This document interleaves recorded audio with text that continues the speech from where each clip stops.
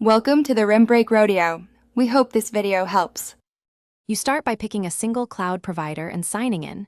Do this now, not later. Once signed in, install the provider's desktop client and grant file system permissions so sync can work.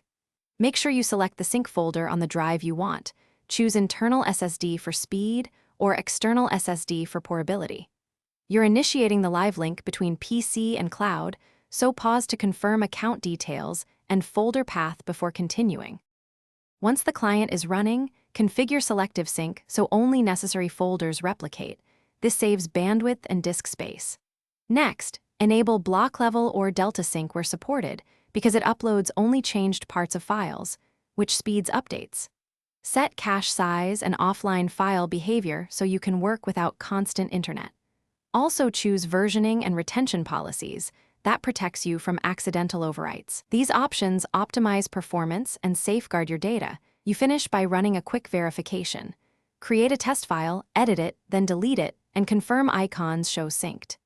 If you see conflicts, resolve duplicates and choose the correct version. Make sure timestamp and size match.